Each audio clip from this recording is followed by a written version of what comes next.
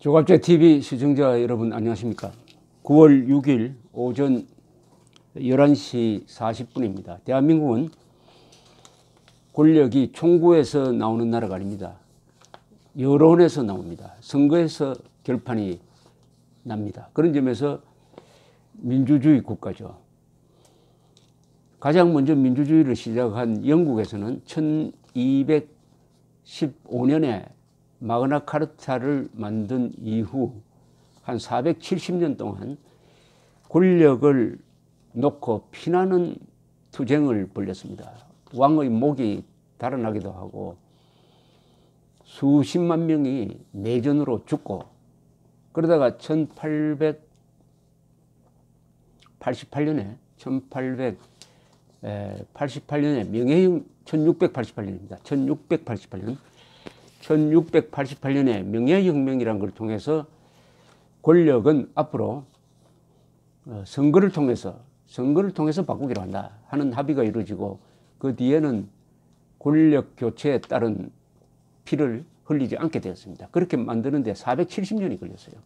대한민국은 1948년 8월 15일 민주주의를 시작한 이후에 5.16 그리고 1980년 5월 두 번의 군사 정권 등장이 있었지만은 87년 직선제 개헌 이후에는 선거를 통한 정권 교체의 전통이 이어지고 있습니다. 문제는 선거를 통한 정권 교체에서 가장 중요한 것은 국민들이 분별력이 있느냐 없느냐입니다. 국민들이 선동에 넘어가면은 사기꾼을, 간첩을, 반역자를, 부패한 자를 국회의원이나 심지어 대통령으로 뽑을 수도 있으므로 이제는 군사 무슨 독재라든지 이런 것보다는 선동에 의한 독재를 더 경계해야 할 시점에 지금 처해 있습니다. 그러나 언론이 살아 있습니다. 야당이 약하지만 기능을 하고 있고, 여론조사가 매주 발표가 되니까 여론의 동향을 알 수가 있습니다.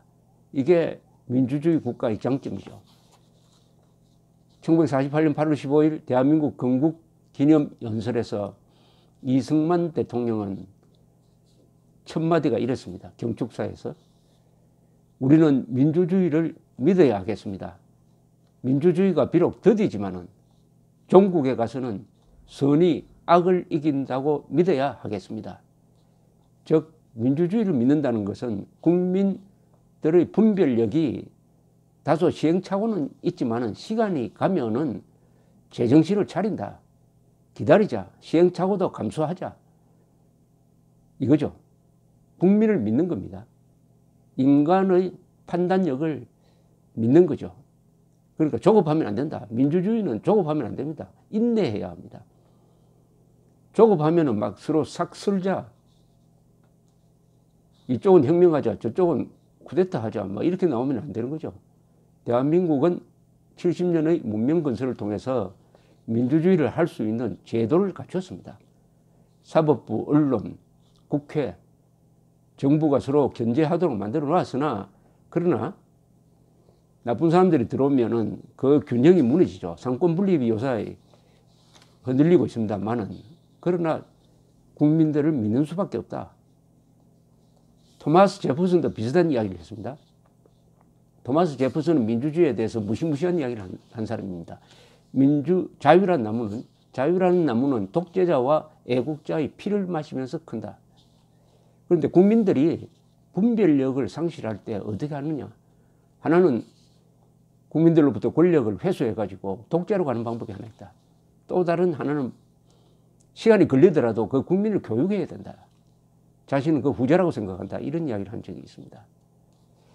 오늘 여론조사, 리얼미터 여론조사가 또 발표가 됐습니다. 내일은 갤럽이 발표가 되는데, 오늘 여론조사를 보면은 1,504명을 조사를 했는데 플러스 마이너스 2.5%의 표본 오차가 있음을 미리 말씀드립니다. 여론조사는 요사이 발표되는 걸 보면은 문재인 대통령이 별로 기분이 좋지 않을 것이라고 보는 게 계속 떨어지고 있습니다. 워낙 높게 올라갔으니까 한때 약 80%까지 올라갔으니까 그것도 몇 달 전이죠. 6월 13일 직후에 자 이제는 떨어질 수밖에 없는데 떨어지는 속도가 좀 빠릅니다. 이번 5월 첫째 주 조사입니다. 그러니까 지난주겠죠. 이번 주입니다. 이번 주입니다. 민주당 지지율은 39.6%, 자유한국당은 18.1%, 바른미래당 7.7%, 민주평화당 2.9%, 정의당 10.6%로 되어 있습니다. 그 다음 대통령 이건 국정평가죠. 국정수행평가. 이걸 지지라고 해도 됩니다. 크게 틀리진 않는데 여론조사 전문가들은 국정평가라고 해야 된다. 지지하고는 개념이 좀 다르다. 선거 때의 지지하고는 다르다고 합니다. 국정평가. 매우 잘한다. 문재인 대통령이 매우 잘한다. 25.4%. 잘하는 편이다. 27.5%. 잘 못하는 편이다. 19.9%. 매우 잘못한다. 21.1%. 그래서 잘한다를 모으면은 52.9%입니다. 52.9%로 요 앞주보다 2.3%포인트가 떨어졌습니다. 잘 못한다는 41%, 전주보다는 1%포인트가 늘었습니다. 이 잘한다, 잘 못한다를 보면은 흥미로운 게 있습니다. 지역적으로는 뭐 예상하시겠지만은 호남, 전라도가 73.8%로서 압도적 지지입니다. 그리고 대구는 잘한다가 41.5%, 강원도가 요사이 반문재인으로 돌았습니다. 잘한다가 31.7%, 잘 못한다가 60%나 됩니다. 강원도가 왜 이렇게 강원도는 그런데 표본이 좀 작습니다. 인구가 적으니까. 이 표본에 따라서 크게 달라질 수도 있는데 강원도가 달라진다면은 안보 불안이 아니냐 하는 생각이 드네요. 안보, 북한, 이 문재인 정권의 대북 정책에 대한 불안감을 반영한 것이 아닌지 하는 게 뭐 저희 판단인데 조금 검토를 요합니다. 수도권에서는 잘한다가 53.9%, 잘 못한다가 40.9%, 전국 평균하고 거의 비슷합니다. 연령대별로는 이번에 특이한 것은 50대가 잘한다보다 잘 못한다가 많아졌습니다. 50대가 지금 노령화가 되니까 한국 사회의 중간층이고 중견층이고 가장 힘이 있는 세대가 50대인데 50대가 47.8%가 잘한다. 잘 못한다가 48.2%. 60대는 잘한다. 41.9%. 잘 못한다가 48.7%입니다. 50대가 달라졌다. 앞으로 이 추세가 또 강화될 것 같습니다. 20대보다는 문재인 지지율이 높은 층이 30대입니다. 64%입니다. 40대도 60%입니다. 그 다음에 가장 흥미로운 것은 이 직업별 지지 평가입니다. 직업별 평가가 얼마나 다르냐 하면 확연하게 다릅니다. 우선 문재인 잘한다의 비중이 높은 쪽을 말씀드린다면은 사무직이 압도적으로 많습니다. 화이트 칼라가 63%가 잘한답니다. 그 다음에 학생입니다. 약 54.8%가 잘한답니다. 이게 두 계층입니다. 화이트 칼라와 학생이 잘한다가 많아요. 근데 상대적으로 문재인 평가가 좋지 않은 상대적입니다. 상대적으로 낮은 계층은 블루칼라입니다. 노동자들 평균보다 낮습니다. 52.9%가 평균인데 노동직에서는 51.2%. 그 다음에 가정주부입니다. 49%. 그 다음에 자영업자입니다. 44.9%. 그 다음에 농림업 종사자입니다. 43.4%. 그러니까 상대적으로 문재인에 대한 부정평가가 높은 계층이 노동자, 가정주부, 자영업자, 농림업, 문재인 지지율이 높은 데가 화이트 칼라 학생입니다. 여러분 어떤 이미지가 떠오르십니까? 현장에서 땀 흘리면서 일하는, 현장에서 땀 흘리면서 일하는 노동자, 농림업 종사자, 가정주부, 자영업자의 문재인 평가가 낮고, 사무실에서, 학교에서 땀을 비교적 적게 흘리면서 일하는 화이트 칼라와 학생이 문재인 평가가 높다. 땀 흘리는 사람일수록 문재인 평가가 낮다라고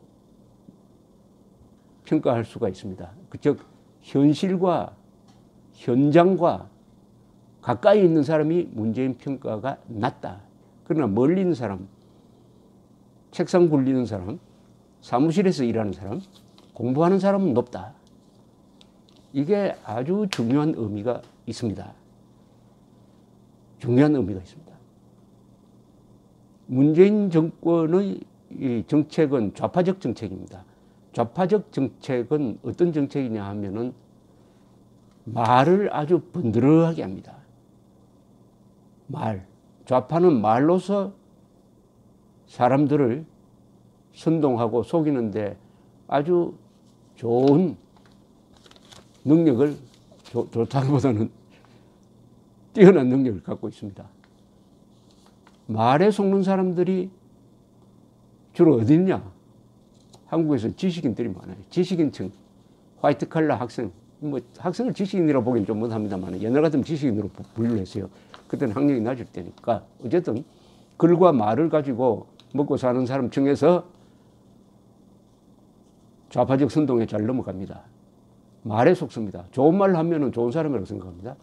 좋은 행동을 해야 좋은 사람인데 좋은 말만 하면은 좋은 사람입니다. 심지어 김정은이가 비핵화, 한반도의 비핵화, 북한의 비핵화도 아닌데 한반도의 비핵화, 입만 벌리면 평화를 이야기하고 민족화를 이야기하니까 아, 김정은 좋은 사람이다라고까지 넘어가는 그 계층이 바로 어디냐? 화이트 칼라 학생층에 제일 많습니다. 그러나 땀 흘리고 현실과 직접 부딪히고 하는 사람은 말에 잘 안 속죠. 실사구시 정신이 강하죠. 사실과 현실을 소중하게 여기는 사람이 실사구시 정신입니다. 바로 그런 현상이 여기 그대로 나타나고 있다는 게 매우 흥미롭습니다. 그러면은 이 노동자와 학생의 문재인 평가가 계속될 거냐? 한계에 부딪힐 수가 있습니다. 사무실 근무자들도 학생들도 자기 생계가 위협을 느낄 때 아, 이런 식으로 가다가는 나의 생존, 생활, 생계가 위험해지겠구나 하는 것을 느낄 때 그때 부정으로 돌게 될 겁니다. 이미 삶의 현장에서 이 정권의 무능과 이 정권의 문제점을 느끼는 사람들은 반문재인으로 도는데 가장 느끼는 게 더딘 사람들이 이 사무실이라는 이 온실 속에 있는 사람들이죠. 언젠가는 그 사람들까지 그 사람들의 생계, 생존, 생활을 위협하게 될 때는 그때 돌겠죠. 그것은 그때까지 돈다는 것은 뭐냐면은 경제 위기가 오고 안보 위기가 온다는 겁니다. 그 전에 정신 차리는 게 좋은데 사람은 보통 그렇게 되지 않습니다. 이번 여론조사를 27일부터 25일까지 쭉 계속해서 했는데 27일 시작할 때는 문재인 대통령 지지율이 56.1%였다가 수요일이 되니까 그러니까 9월 5일이 되니까 52.8%로 떨어졌습니다. 한 주 사이에 3.3%포인트 떨어졌습니다. 이 추세는 과거 대통령과 똑같은 추세입니다. 문재인 대통령이 다만 시작이 좀 높았습니다. 똑같은 추세라는 것은 뭐냐? 시간이 갈수록 대통령의 힘은 빠진다. 그게 5년제 대통령 단임제의 한 특성인데 그런 원리가 지금도 작동하고 있는 것 같습니다. 이런 원리가 작동한다는 것은 문재인 정권으로부터는 정권은 불안하겠지만은 대한민국이 아직도 자유민주주의적 기능이 살아있다는 것을 보여줍니다. 민주주의는 문제 해결을 더디게 합니다. 가끔은 실수도 합니다. 그러나 민주주의는 실수를 바로잡는 기능이 있습니다. 언론 자유가 살아있으면 그것이 가능합니다. 감사합니다.